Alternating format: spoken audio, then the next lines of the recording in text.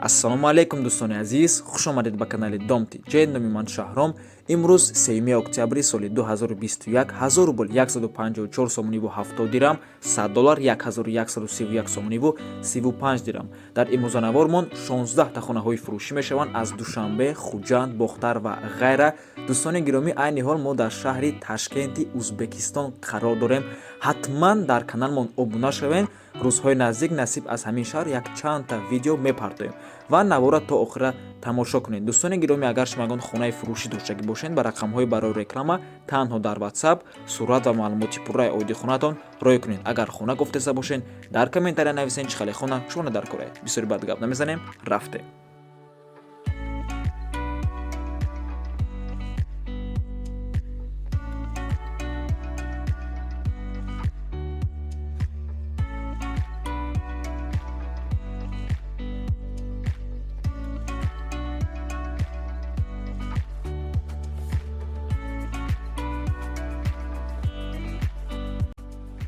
замини фурӯшӣ дар ноҳияи Фархор, деҳаи Чоргул, наздики аэропорта. 8 сотиқ замин, фундаменти гирдаш рехтагие бо 2 дар хонаи барак дорад. нархаш 35 000 сомонӣ, бо савдо ҳам мешавад. рақамҳои соҳибаш дар рӯи экрана имо, WhatsApp кор мекунад.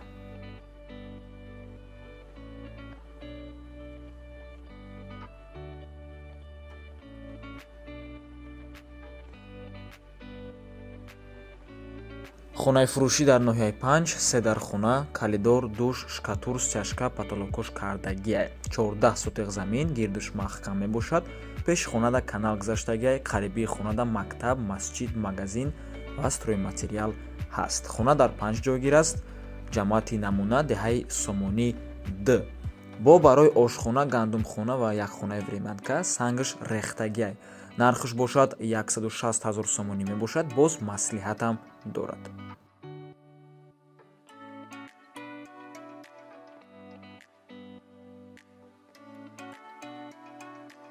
ҳавлии фурӯшӣ дар ноҳияи Рӯдакӣ, бозори Балхда.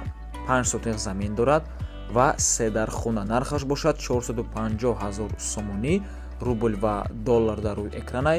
документош ҳалномаи суд, техпаспорт ва сертификат дорад.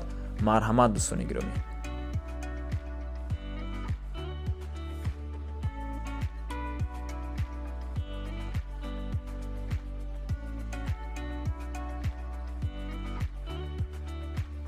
хонаи фурӯшӣ дар ноҳияи Ҳамадонӣ, пештара Московский, 14 сотиқ замин дорад. 4 дар хона, бо ғишти пухта, оғил, аловхона, ҳама чиз дорад. ҷойгир аст дар ноҳияи Ҳамадонӣ, ҷамоати Меҳнатобод. номи маҳалла бошад Хукферма. аз ҷамоати деҳа 100 метр дур мебошад. обсвет дорад, бо дар пешаш сиёви калон аст. нархаш 200 000 сомонӣ, бо арзон ҳам мешавад. рақамҳои соҳибаш дар рӯи экрана WhatsApp доранд ва хоҳиш мекунад ки беҳуда занг назанед.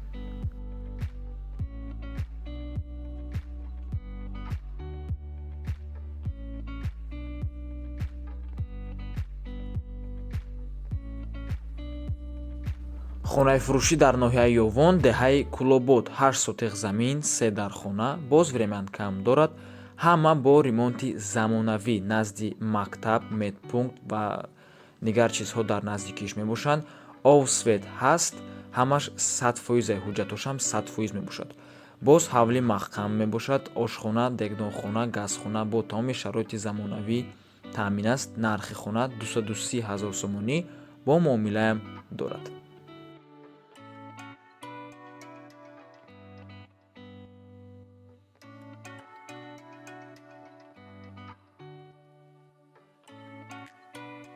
хонаи фурӯшӣ дар ноҳияи Рӯдакӣ, деҳаи Хуснобод, 4 дар хона мебошад. якта санузел дорад. 6 сотиқ замин. нархаш 600 000 сомонӣ, арзон ҳам мешавад. рақамҳои соҳибаш дар рӯи экранай имо дорад.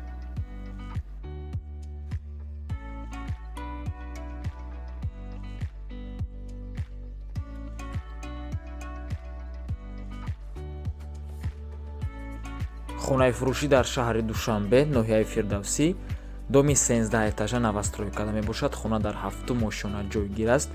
ду хонага бо масоҳати 41 метри квадратӣ, бо ҳама чизу чораш фурӯхта мешавад ва нархаш бошад 350 000 сомонӣ, бо арзон ҳам мешавад. рақамҳои соҳибаш дар рӯи экрана имо WhatsApp доранд. ҷойгир аст дар 65 микрорайони шаҳри Душанбе.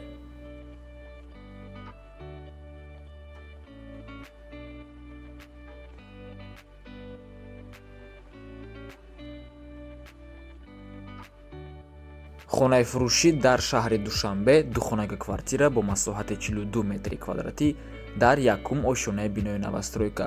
хона ремонти нав дорад ва ҷойгир аст дар поёни корвон роҳи масҷидда. таъмири хона дар ҳолати хуб қарор дорад. харидори аниқ бошад бо савдо мешавад. илтимос беҳуда занг назанед. нархаш 190 000 сомонӣ.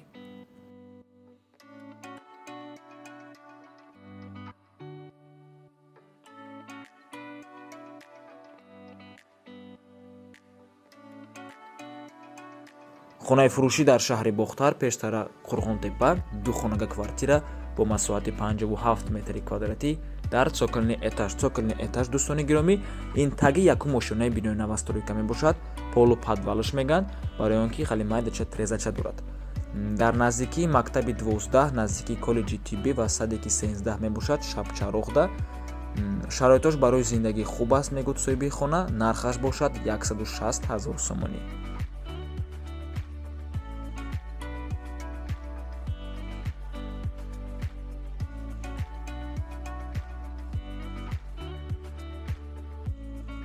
хонаи фурӯшӣ дар шаҳри Бохтар якхонага квартира бо масоҳати 36 метри квадратӣ дар шашум ошёнаи бинои навастройка. хона бе ремонтаи коробка ва ҷойгир аст назди военкомати вилоятӣ Терезеда. дом 7 ошёна мебошад. дорои лифти замонавӣ, подъездҳои кушоду барҳаво. дар наздикиаш донишгоҳ, мактаби миёна ва садику беморхона мебошад. марҳамат намоед, срочно сум лозим шудааст, боз арзон мешавад, мошинам қабул мекунад. соҳиби хона нархаш 150 000 сомонӣ, боз арзон ҳам мешавад.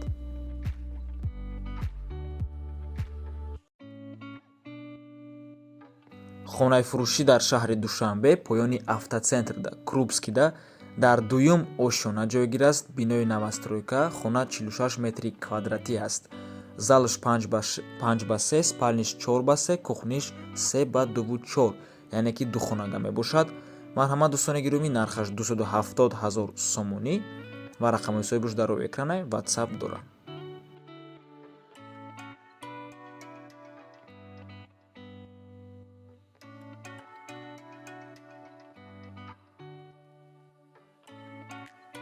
хонаи фурӯшӣ дар шаҳри Хуҷанд духонага квартира бо масоҳати 43 метри квадратӣ дар цоколни этаж. цоколни этажа дар хонаи аз шаҳри Бохтар фаҳмондагӣ бидем. навастройка мебошад, ремонти нав дорад ва ҷойгир аст дар баҳор. бо томи чизу чорааш фурӯхта мешавад ва нархаш бошад 190 000 сомонӣ, боз арзон ҳам мешавад.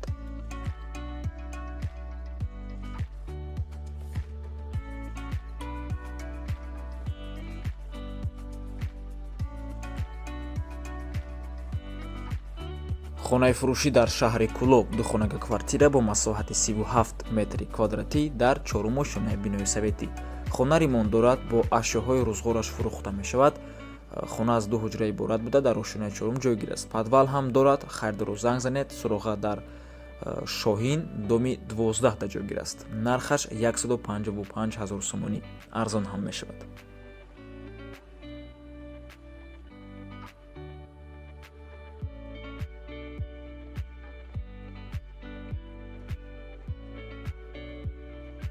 хонаи фурӯшӣ дар шаҳри Душанбе дар чораҳаи аэропорт 4 доми яхелаи кӯл бародаро дубайский домобу мегашон. ҳамин бари ҳавайда доми Бухоро Палас 3 хонага мебошад бо масоҳати 114 метри квадратӣ. ира шумо 4 хонагаам карда метонен. нархи як квадраташ $350 мебошад бародаро. дар 14 ошёнаи бинои навастройка ҷойгир аст. ай ду тараф балконам дорад. рақамҳои соҳибаш дар рӯи экрана WhatsApp доранд. аз номи канали Dom TJ гап занед. хеле ки гуфтем, нархи 1 метри квадратиш $350. мо нархи пурраша аллакай ҳисоб кардем, дар рӯи экран мондагием.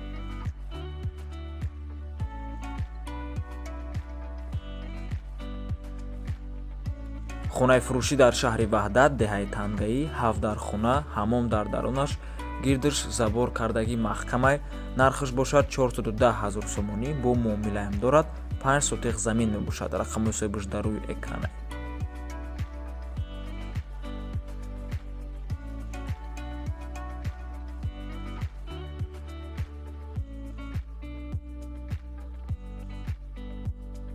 хонаи фурӯшӣ дар ноҳияи ҷайҳун пештарақумсангир 3 дархона 27 сотиқ заминаш бениҳоят калонай сертификат дорад. Нархаш бошад 150 000 сомонӣ. марҳамат дӯстони гиромӣ, барои маълумоти пурра ба рақамҳои зерин занг занед. ва ин буд охирон хонаи фурӯшӣ дар имрӯза навормон. раҳмати калон дӯстони азиз ки моро то охира тамошо кардед. То боздид барори кор шумода.